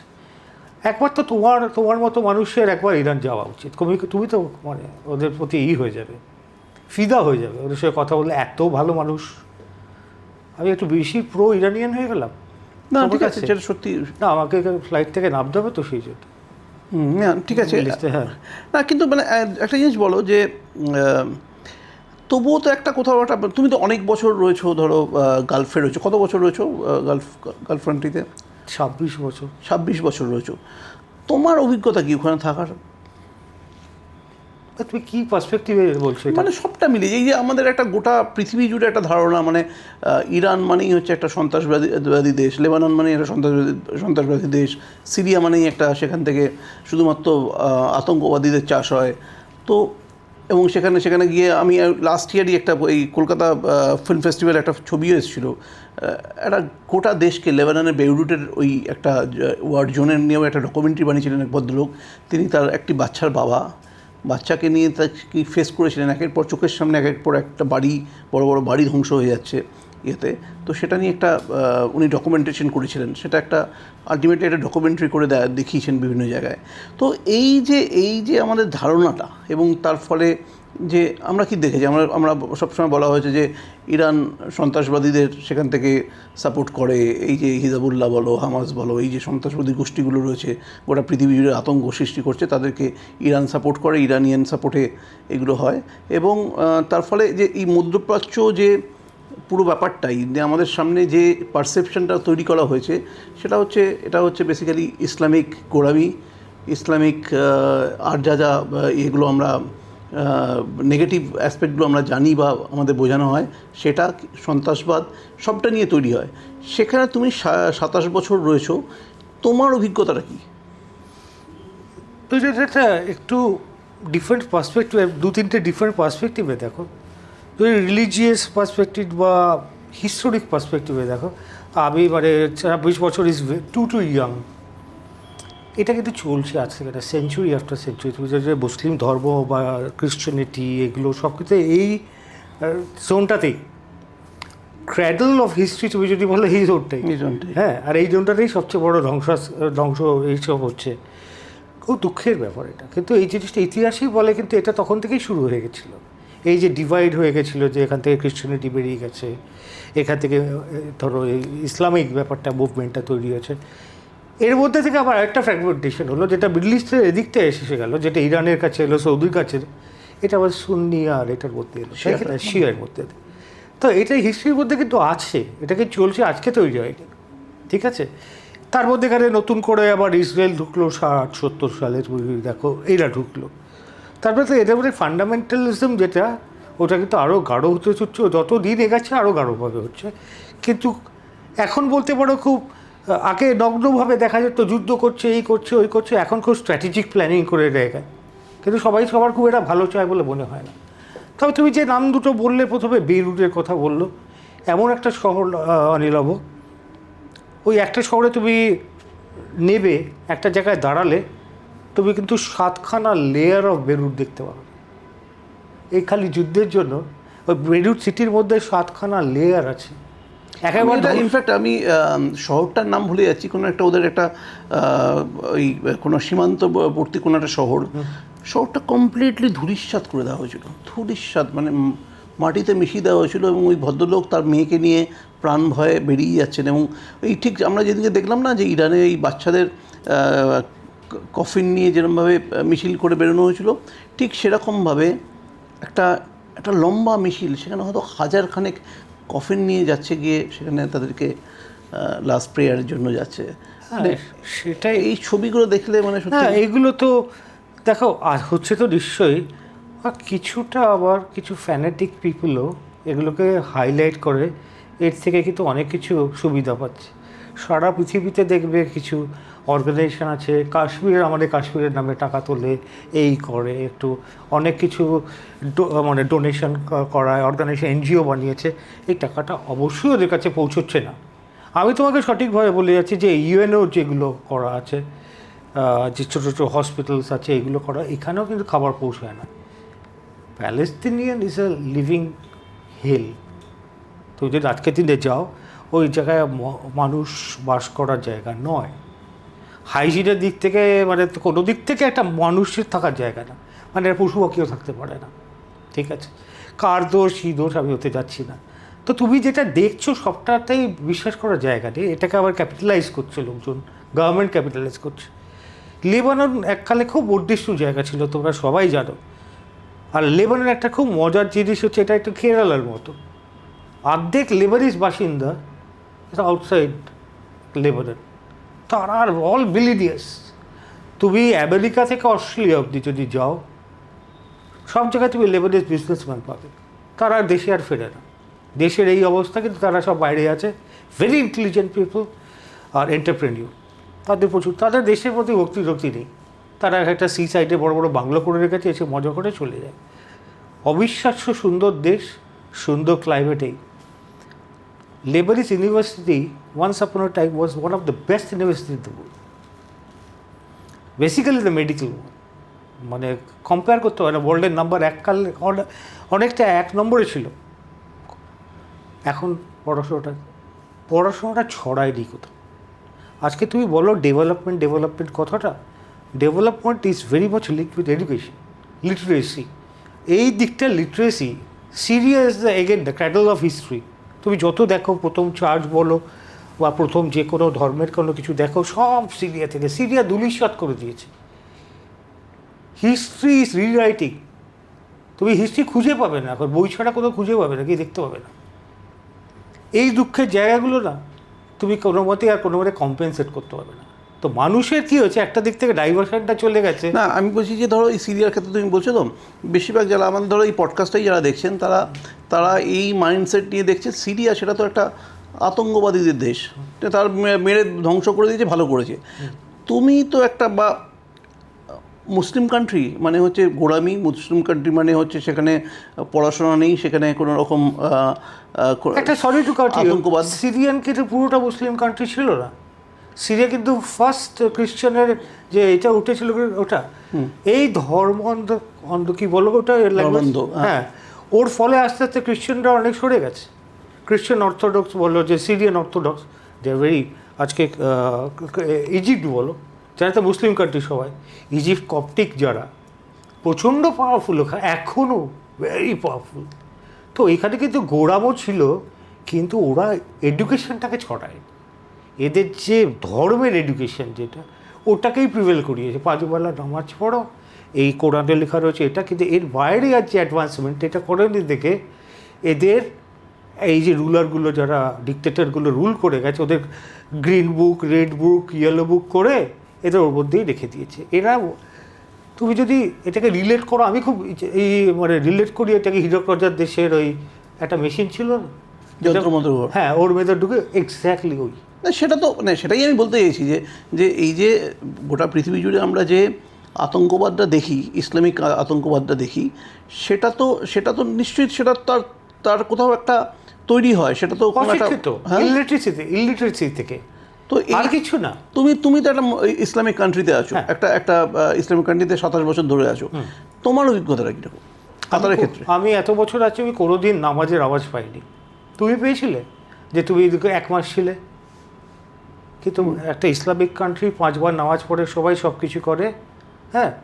আর আমাদের ওখানে তোমার 3টে থেকে 4টে চার্চ আছে, প্রেয়ার্স হয় ফুল যেতে। হ্যাঁ, আমাদের হিন্দু সংখ্যাটা খুবই কম ওখানে, কিন্তু আমি শুনেছিলাম আদমানি একটা রিকোয়েস্ট করছে ছোটো একটা মন্দির করতে। এখন কি হয়, আমাদেরও তো একটু গণ্ডগোল আছে, মানতে হবে। দুবাইতে মন্দির করে দিয়েছে প্রচণ্ড, এবার করেছে ওখানে একটা দুর্গা মন্দির আছে, শিব মন্দির আছে, গণেশ মন্দির আছে। এবার মানুষ উত্তেজিত হয়ে গিয়ে এখন সব কিছুকেই আরও উৎসবগুলো ঢুকিয়ে উত্তেজিত হয়ে বোম, তারপর বাজনা থেকে ওটাকে নিয়ে এমন শুরু করছে, দুবাই গভর্নমেন্ট অবধি বলেছে আসতে, এবার এগুলোকে তো রেগুলেট করতে। You have to honour way you are. ওইসব কান্ট্রির যে একটা জায়গা তোমাকে অ্যালাউ করেছে, ওটু রেস্ট্রিকশনের মধ্যে তো করতে হবে। আবুধাবি থেকে তুমি মন্দিরটা গিয়ে দেখো কী সুন্দরভাবে মন্দির, ওখানে কিন্তু এরাও আসছে, দেখতে আসছে, ওখানে রিলিজিয়াসভাবে পুজো দেখতে আসছে, সব কিছু করে। বাট মাই থট ইস ওই ইসলামিক কান্ট্রিতে আছি, আর ওরা বিশ্বাস করে ইসলামিক কান্ট্রি, তা we need to regulate ourself. আমি তো আমার বাড়িতে সব রকমের পুজো করি, যাই বন্ধুদের বাড়িতে পুজো করতে, বাট ওরকম সোশ্যালভাবে ওটাকে বড় করে করা হয় না। আমরা কিন্তু কোনোদিন কোনো মুসলিম যে আগে বলতো যে তোমার ইসলামিক পুলিশ ঘুরছে, এই করলে ওইভাবে, কিচ্ছু না। ওপেন বিচ আছে যেখানে লোকে গিয়ে সাঁতার কাটে, মহিলাদের আলাদা বিচ আছে, নাথিং লাইক দ্যাট। কোনো অর্থোডক্সের কোনো জায়গাই নেই ওখানে, সবাই সবার মতো করে থাকে। এবং ডেভেলপমেন্ট ওয়াইজও তো আমি দেখে এলাম নিজের চোখে। হ্যাঁ, আনপ্রেসিডেন্টেড। সেটাই আমাকে অনেকে প্রশ্ন করে, তুমি শুরু করেছিলে যেটা দিয়ে, যে সত্যি আউট অফ এত যে কান্ট্রি, আমি তো অন্যান্য জায়গায় তো গেছিলাম, ওয়াই ইউ চুজ কাতার? এটা আমি বিভিন্ন বিজনেস স্কুলে টক দিতে গেলেও বা কোথাও যদি বলতে বলে আমাকে জিজ্ঞেস করে সবাই, তখন আমি প্রথম কথা বলি, জানো তো, একটা হোলিস্টিক ডেভেলপমেন্ট। আজকে ইউএসএ ডেভেলপড কান্ট্রি, আর কিছু বানানোর নেই। এরা অ্যাড করে, রেনোভেশন করে, রিহ্যাব করে, রিহ্যাবিলিটেশন করে, ছোটোখাটো একটা দুটো জিনিস বানায়। বাট যখন কাতারে গেছিলাম তখন হয়তো টোটাল গাড়ি গুনে রাস্তায় 300টা গাড়ি ঘুরছে, 2টো হোটেল আছে, এরকম। ওখান থেকে আজকে দেখো, গিয়ে দেখো, মনে হবে যে আলাদিনের আশ্চর্য প্রদীপ দিয়ে তৈরি হয়ে গেছে। সরি, এই হোলিস্টিক ডেভেলপমেন্টটা যে কীভাবে হয়, এরা মুসলিম কান্ট্রিও করতে পারে, হ্যাঁ, ইসলামিক কান্ট্রিও করতে পারে। হ্যাঁ, এটা কী বলে তো, তা আমাকে বলে ওয়াই নট কুয়েত, কেন দুবাই, দোহা? এই হলো থট প্রসেস। আজকে যে আমাদের রুলিং ফ্যামিলি আছে, রুলিং ফ্যামিলির যে মা, ওখানকার যে মা, যে শেখা মোজা, she is a doctorate from Pennsylvania university. ওই একজন মহিলা তার দূরদর্শিতা দিয়ে এই দেশে প্রথম করেছে এডুকেশন সিস্টেম। একটা হিউজ এডুকেশন সিটি আছে দুবাইতে, এডুকেশন সিটি আছে, বাট ওরা ওদের কোর্স করে, ওরা মডিউল তৈরি করে, ওখানকার স্টুডেন্ট লোকাল ভারতীয় দেখবে। এরা করেছে কি, এরা এক্সচেঞ্জ প্রোগ্রামে করেছে, যে তুমি ধরো 3 বছরের কি 4 বছরের কোর্স 2 বছর এখানে করলে, 2 বছর ওখানে গিয়ে করলে। এরা সময় পৃথিবীর সেরা ইউনিভার্সিটিগুলো এখন সব কটা আছে, সব কটা আছে। হ্যাঁ, দোহাতে এই মুহূর্তে সব কটা আছে। যেমন তোমার তুমি যদি ইউকে থেকে দেখতে, ইউএস থেকে দেখতে চাও, যে কটা মেডিকেল কলেজ আছে, কর্নেল মেডিকেল কলেজ আছে, তারপর টেক্সাস ইউনিভার্সিটি আছে, তারপর হচ্ছে নর্থ ওয়েস্ট আছে, তারপর মানে এরকম প্রচুর এখন সব কটা ক্যাম্পাসই মোটে খুলে গেছে। ইউকের ইউনিভার্সিটি, লিভারপুল ইউনিভার্সিটি আছে, এরা আছে। তারপর এখানে এখন ওরা নিজেরা যে অ্যাসপায়ার একাডেমি যে করেছে, যেটা থেকেই স্পোর্টসের ব্যাপারটা এসছে, এশিয়ান গেমস, ওয়ার্ল্ড কাপ। আমি তোমার যে ইউনিভার্সিটি এই ইন্টারভিউতে বলেছিলাম, 2020 ওয়াজ প্ল্যান ফ্রম 2002 থেকে আমরা চিন্তা ভাবনা শুরু করছি, আমাদের ওয়ার্ল্ড কাপ করতে হবে একটা। ওই মিশনে এগিয়ে গিয়ে, আর জিনিসটাকে কী সুন্দর নাম দিয়েছে, অ্যাসপায়ার। এটাই কিন্তু গ্রো করে। আর সবচেয়ে বড় কথা, এই অ্যাসপিরেশনটা 3 লাখ লোকের মধ্যে হয়তো হার্ডলি 50,000 কাজ করে গভর্নমেন্ট অ্যাডমিনিস্ট্রেশনে। ওই 50,000 থেকে আমরা ওই 50,000 মধ্যে ঢুকে গিয়ে আমরা কিন্তু তৈরি করেছি। এই যে আমি তোকে বলি, আমি 2021 থেকে আমি পৃথিবী ঘুরেছি 2017-18 অবধি, খালি বিভিন্ন দেশের বেস্ট অফ দ্য বেস্ট, খালি ওদের সঙ্গে গিয়ে কোলাবোরেশন করেছি, জয়েন্ট ভেঞ্চার করেছি। এটাই ছিল আমার কাজ। কেউ তো ডাকলে আসতো না। এই যে তুমি বলছো, আজকে আমার আজকেও মনে আছে, মিশিগানে একটা জায়গা আছে স্যাগিনো। আমি একবার স্যাগিনোতে গেলাম, স্যাগিনোতে গিয়ে কথা বলতে গেছি ওদের। প্রথমেই বললো, তোমাকে দেখে এত ভালো লাগছে যে তুমি মিডল ইস্ট থেকে এখানে এসে, মানে ওরা মিডল ইস্টে যে একটা মানুষ থাকতে পারে ভাবে না। হয়তো তোমাদের তো সবসময় পারসেপশনটা ছিল যে তোমরা তো AK-47 নিয়ে ঘুরে বেড়াচ্ছ, এই করছো, ওই করছো। আমি বললো, কী বলো? আমরা তো প্রথমে তো আমরা ইনভিটেশন দিতাম, তোমাদের খরচপাতি আমরা সব দেবো, থাকবে লাক্সুরিয়াসভাবে থাকবে। কেউ আসতো না নিলাম প্রথম 2002। কাতার বানান লিখতো QUATAR। আমরা গিয়ে গিয়ে গিয়ে আমরা মানে এক একটা কাতারে অ্যাম্বাসাডার হয়ে গেছিলাম, বিভিন্ন দেশে ঘুরেছি, গিয়ে ওদের কাছে সব বলা, ওদের দেখানো, ওদের আস্তে আস্তে বিশ্বাসযোগ্যতা বাড়িয়ে এখানে নিয়ে আসা। এই ফিফাকে মানে আমরা কীভাবে এনেছি, এটাই দুঃখ হয়। ইন্ডিয়াতে এত কিছু আছে, ইন্ডিয়া তাও করে উঠতে পারে না। আর কীরকম হলো আমাদের দ্বারা, আজকে যখন আমরা বসি, আমরা বন্ধুরা যারা অনেক বছর ধরে আছি, আমরা 7-8 জন মিলে বলতে পারি যে এই শহরে বেশ কিছু জিনিস আমাদের হাত থেকে বেরিয়েছে। ধরো ওয়ার্ল্ড কাপের সময় যে পুরো ওয়াটার ম্যানেজমেন্ট যেটা হচ্ছে, যে স্পোর্টস ফিল্ড থেকে আরম্ভ করে রেড ওয়াটার হারভেস্ট, জলই তো ওখানে সম্পদ, পুরোটা আমার কোম্পানি করেছে। তারপর আমাদের ফিফা আমরা এসে চলে এনরোলমেন্টে গেলাম, সৌদিতে যে ওটা হবে আমাদের পুরো দিয়ে দিল, মেইন স্টেডিয়ামটিতে সব আমরা করছি। তুমি চিন্তা করো, আজকে রিয়াল মাদ্রিদের একটা নতুন প্লেগ্রাউন্ড হবে, ওটা পুরোটা শহরের মধ্যে গভর্নমেন্ট থেকে ওয়ার্নিং দিয়েছে, কনজেশন টনজেশন তোমরা বাইরে করো। ওরা কোথা থেকে খবর পেয়ে আমাদের কোম্পানি চিঠি বলে তুমি আমরা ডিজাইন করে দাও, এই কাতার থেকেই তো হলো। এই যে এক্সপিরিয়েন্সটা ধরো, এই যে তুমি বলছো একটা নতুন দেশ তৈরি করা, ইনফ্যাক্ট আমরা লুসেল স্টেডিয়ামে ফাইনাল হয়েছিল আমার মনে আছে, এবং সেই লুসেল জায়গাটাই একদম নতুন করে তৈরি হয়েছিল। হ্যাঁ, তুমি যে জায়গাটা ইনফ্যাক্ট থাকো সেটাই পার্ল আইল্যান্ড, সেটা একটা রিক্লাইন্ড আইল্যান্ড, নতুন করে তৈরি করা হয়েছে একদম। সবটাই একটা বিশ্বকাপ ঘিরে হোক বা যেভাবে এই যে অ্যাসপায়ার নামটা তুমি বলছো, সেখান থেকে ওখানে অ্যাসপ্যাটিক যেটা sports hospital, world's best hospital, তো সব মিলিয়ে যেটা একটা ওই যে হোলিস্টিক ডেভেলপমেন্টের কথা আমরা বলছি, সেটা ইন্ডিয়ান পার্সপেক্টিভে যদি দেখা যায় যে অন্য দেশ তো তৈরি করলে তোমরা কোনোভাবে ভাবো না যে মানে ইন্ডিয়াতে এই টেকনোলজিটাকে কীভাবে পৌঁছানো যায়? আজকে এমন একটা অবস্থা রয়েছে, এই ওয়াটার ম্যানেজমেন্টটা সেটা বোধহয় গোটা পৃথিবীর দরকার, শুধু ইন্ডিয়ার শুধু নয়, শুধু কাতারের নয়, এই গালফ কান্ট্রিগুলোর নয়, গোটা পৃথিবী জুড়ে জলের মন্দা হতে চলেছে আগামী দিনে। তো সেটাকে নিয়ে কিছু ভাবো না? কোনো এখান থেকে ইন্ডিয়াতে কাউকে ধরো সাপোর্ট করা, ইন্ডিয়াতে কোনো স্টার্ট আপ যেগুলো কোম্পানিজগুলো আসছে তাদেরকে দিয়ে এটাকে করা, একটু, বা কেউ যদি ভাবে এরকমভাবে, তোমরা কোনোভাবে সাপোর্ট করবে? একটু মজার একটা জিনিস দিয়ে শুরু করছি। ধরো একটা সময় স্পেসিফিক টাইম বলবো না, কিছু বছর আগে বলি, এই এনআরআই টার্মটাকে আমি বলতাম নন রিকোয়ার্ড ইন্ডিয়ান, কারণ আমাদের দিকে কেউ ফিরে তাকাতো না। বেশ কিছু জায়গায় পলিটিক্যালি আমাদের বলা হতো ওই সিজনাল বার্ডের মতো আসে যায় এই করে। কিন্তু অনেক আমি তোমাকে পার্সোনালি বলছি, আমি যখন একটু বাইরে সেটেল করেছি, আমার মন প্রাণ কিন্তু তুমি যেরকম জানো, আমি কলকাতা ছেড়েছি, কলকাতা আমায় ছাড়েনি। সব কিছুতে আমি কলকাতার কন্দরটা না পেলে আমার ভালো লাগে না। বছরে 2-3 বার আছি, তুমি জানো মিনিমাম। আমি এখানের কোনো স্পেসিফিক গভর্নমেন্টের কথা বললো, তাদের কাছে গেছিলাম যে কিছু নিউ টেকনোলজির জন্য আমাদের কেউ হাত ধরে নিয়ে যায়নি, আমরা খুব কষ্ট করে গেছি। তো আমি বলেছিলাম যে কিছু পাবলিক পিডব্লিউডি বলে না, এদের কিছু ইঞ্জিনিয়ারকে আমার কোম্পানিতে দেবো, আমি খরচ দিয়ে ডাকবো।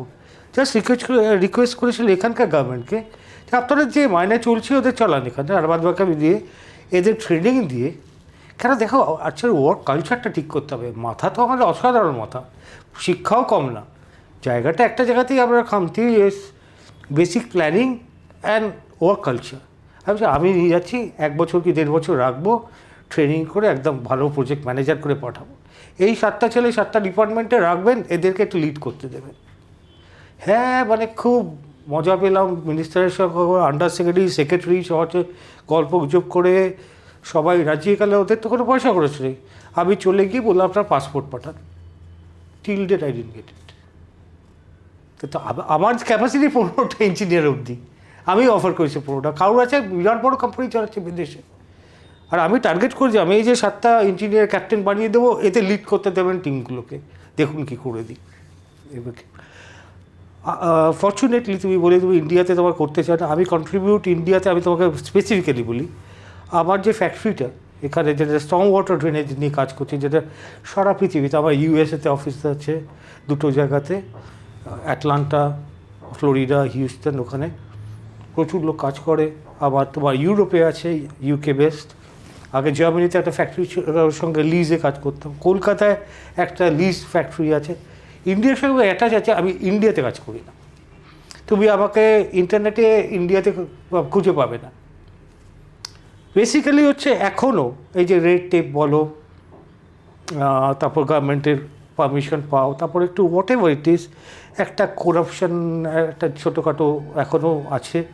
এর ফলে তুমি যখন বিদেশে কাজ করবে না, তুমি এখানে দেখবে একটা অফিসে যদি 4টে সেলসম্যান থাকে, 5 জন অ্যাকাউন্টেন্ট বসে আছে। সে একটা সত্যিকারের একটা খাতা দেখে, একটা অন্য খাতা দেখে, তারপর একজন এক্সাইজ দেখছে। এখন হয়তো অনেকটা কমে জিএসটি করে, বাট অনেক রকম এইসব কমপ্লিকেশন আছে, ট্যাক্স বাইরে তো এগুলো নেই। আর সকালবেলা তোমার চিন্তাও করতে হবে না কেউ ইনকাম ট্যাক্স থেকে এলো না ইডি থেকে এলো CD, because it's all clear. ওর বাইরে তুমি কাজ করতে পারবে না। আমার ফ্যাক্টরিগুলো এখানে যেগুলো আছে, লিজে আছে, আমার কিছু জয়েন্ট ভেঞ্চার আছে, এক্সপোর্ট ওরিয়েন্টেড করেছি, আমি প্রোডাক্টটাকে লঞ্চ করে দিই।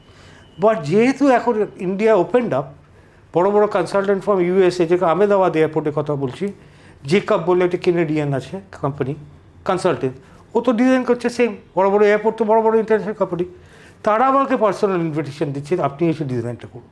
আমরা এই স্টর্ম ওয়াটার হারভেস্টিংটা করতে চাই। কারণ জল এটা মানে the future of the world. আমি তোমাকে এই কথাটা বললাম, এই যুদ্ধগুলো দেখলে খুব স্পেসিফিক্যালি লোকালাইজ যুদ্ধ। তুমি যদি কোনো দিন World War III ভাবো, ওটা কিন্তু জলের জন্য হবে।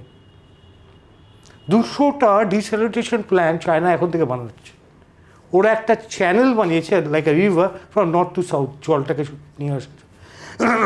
নিয়ে আসার জন্য।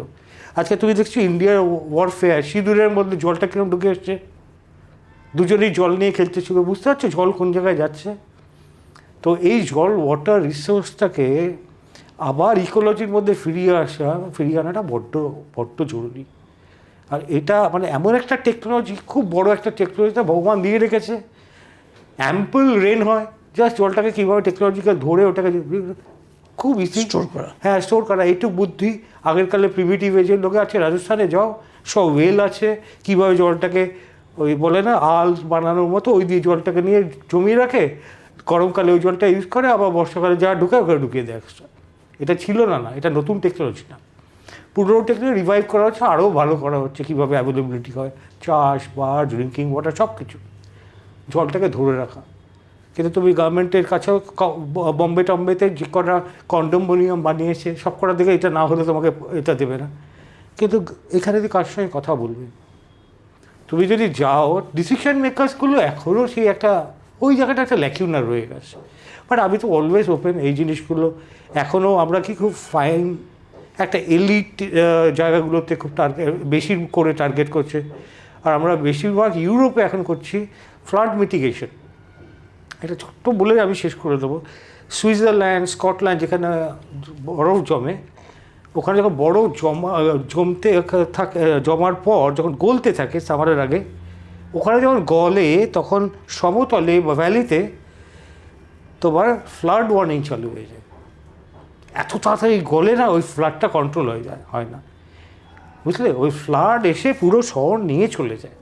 আর ওখানে তো হাই রাইজেস না, কাঠের বাড়ি, এই বাড়ি, ওই ফ্লাড কন্ট্রোল করা যায় না। ওই ফোর্সে অতখানি জিনিস আছে, ওইটাকে কীভাবে সরানো যায়, এগুলোকে কী করে ডিসেন্ট্রালাইজডভাবে কী করে করা যায়, those are the plannings we are doing. Very interesting. চিন্তা করবে সাধারণভাবে তো খুব বেসিক, বাট অত বড় একটা ক্যালামিটিকে খুব সুন্দরভাবে হ্যান্ডেল করা যায়। ইন্ডিয়াতেও এরকম হচ্ছে, বিভিন্ন জায়গায় বিভৎসভাবে বৃষ্টি হচ্ছে, এগুলো গ্লোবাল ওয়ার্মিংয়ের জন্য। এগুলোকেও আমরা সুন্দর ওই জলটাকে আবার রিইউটিলাইজ করতে পারি। তুমি এখন দেখবে 5 স্টার হোটেলগুলোতে দেখবে যত ফ্লাশ করা হয় বাজে, না not only that, recycle water use করতে, একটু ঘোলাটে জল দেখবে ওই সব জায়গায়। তো এই টেকনোলজিটা নিয়ে আমি এখন বিশেষ করে ফিফা আমাদের প্রচণ্ডভাবে করেছে, অ্যাক্রিডিয়েট করে আমরা যতগুলো যেখানে ওয়ার্ল্ড কাপ হবে সব জায়গায়, it's not only in the playground, ওদের কার পার্কিং থেকে পুরো ওদের যে সিটিগুলো ওগুলোকে আমরা করি, যাতে পুরো জল কন্ট্রোলটা আমরা করতে পারি, ওগুলো রিইউজ করা হয়। এটা ভাবে আমরা ভেরি ওপেন। আমাদের যেরকম জেকব ডেকেছে আহমেদাবাদ এয়ারপোর্টে, হায়দ্রাবাদ এয়ারপোর্টে ডেকেছে, উই আর দেয়ার, আমরা সাবমিট করছি, এই করছি। আর ইন্ডিয়াতে ম্যানুফ্যাকচার ইন ইন্ডিয়া, অলদো ডলারে কিনতে হবে এতে, কেন কি সেলিং রাইট ইন্ডিয়ার কোম্পানির নেই, বাট অনেক সস্তায় পাবে। বম্বেতে বানানো হচ্ছে, এখানে হায়দ্রাবাদ বা আহমেদাবাদে যেতে কোনো খরচই নেই। আর স্পেসিফিক প্রোডাক্ট কোথায় জানো? ইউএসএতে বানানো হচ্ছে, হাফ দামে হয়ে যাবে। বাট গভর্নমেন্টকে একটু এগিয়ে আসতে হবে। আমরা পয়সা করি কিছু দরকার, ইন্টেন্টটা দরকার। আমাদের বলুক তোমরা করে দাও, আমি রেডি। ওয়েস্ট বেঙ্গল গভর্নমেন্টকে এক্ষুনি বলে যাচ্ছি, আমি এখানে নিজের জায়গা আপনারা যেটা দেবেন ওগুলো মক আপ করে দিয়ে যাবো। এই ইডেন গার্ডেন্স করলো, দেখো না সাদা চাদর দিয়ে সৌরভ খুব সুন্দর করে করেছে। এই জলটা দিয়ে সারা বছর ও কিন্তু রিসাইকেল করে ওই ইডেন গার্ডেন্স থেকে মেনটেন করতে পারে, গরমকাল ঠান্ডাকাল সব। ওই বৃষ্টির জলটাই ভেতরে থাকবে ওর কাছে, যেটা দোহার স্টেডিয়ামগুলোই হয়েছিল। অ্যাবসলিউটলি ওইটা অনেকটা করতে ছিল অনিল কুম্বলে, ব্যাঙ্গালোর ও সিস্টেমটা ভুল। ও ফ্যান দিয়ে করতে চেয়েছিল, আর যত জলটাকে ও টেনে নিচে নিয়ে যাচ্ছিল। এই জলটার মধ্যে কী হচ্ছে, যত তোমার সারটা দেওয়া হচ্ছে পলিউটেড ওয়াটার, এইটা আবার মিউনিসিপ্যালিটি বলে ভাই তুমি এই লাইনে ফেলবেন, এটা পলিউটেড, ওরা বিপদে পড়ে গেছে। আমাদেরটা সেটা না, আমাদেরটা ঠিক ঘাসটার তলা থেকে জলটা ধরে রাখবে, এক্সট্রা জল তুই জল দিলে যেটুকু ঘাসের দরকার ওইটুক, বাদবাকি জল নিচে থাকলো, ও যখন ইচ্ছে রুটটা দিয়ে জলটা নিল। আর যারা ভেরি হেভি রেন হলো, ওই বক্সের তলায় জলটা জমে রইল, ওটা পাম্প করে আবার তুমি ইরিগেশনের থ্রুতে দিতে থাকলে। না জল ওয়েস্ট হলো, ওই জলটা দিয়ে সারা বছর চলো, না মিউনিসিপ্যালিটি ড্রেনেজের কিছু দাও, পয়সা দাও জলের জন্য, কিচ্ছু না। বম্বেতে তো গরমকালে জলই দিতে দেয় না, ওয়াংখাড়ে স্টেডিয়াম দেখো গিয়ে জল দিতে দেয় না। তো গরমকালে সব সুইমিং পুল বম্বে 5 স্টার হোটেলে ড্রাই। আমাদের এখানে সলিউশন আছে, ইন্টেন্ট নেই, লোকে কেউ ডাকে না। সৌরভ তো প্রেসিডেন্ট, তোমার ক্লোজ, বলো একবার আমরা একটা স্যাম্পল করে দিয়ে যাবো ইডেন গার্ডেন্সের সামনে যে একটু লন আছে ওই জায়গাটায়, দেখো জলের খরচই হবে না, ওটা তো কোটি কোটি টাকা জলের খরচ দেয়, ওই জলটাকে রিইউজ করবে। Thank you Sanjay da, thank you so much. আমরা নিশ্চয়ই আবার বসবো। ইন্টেন্টটাই ইম্পর্টেন্ট খুব, মানে আমি আশা করব যে যেটা মানে বললে তুমি, সেটা আশা করি আমাদের সরকার বা এখানকার যারা বিভিন্ন অর্গানাইজেশন চালাচ্ছেন তারা নিশ্চয়ই ভাববেন বা দেখবেন আর কি। আবার একটা কথা বলে শেষ করবে, তুমি তো পৃথিবীর বিভিন্ন দেশ চাও, তুমিও আস্তে আস্তে এদের সঙ্গে কথা বলো। মানে আমরা তো এখন কেউ কুপুমণ্ডুক না, আগে বিদেশ যাওয়া মানে বিরাট ব্যাপার ছিল, এখন লোকে বাসে ট্রামের মতো যায়, কিন্তু ওই চোখটা দিয়ে দেখে আসে খালি, ওটাকে নিয়ে আসে না। ওটা তুমি এনো লোকের কাছে ছড়িয়ে এরকম করে, আমরাও এসে এই গল্প বলবো। আমরা করার ইচ্ছে সব কিছুই এখানে, তোমরা যদি সাহায্য করো। ঠিক আছে, ঠিক আছে, thank you very much. So much, thank you. Thank you.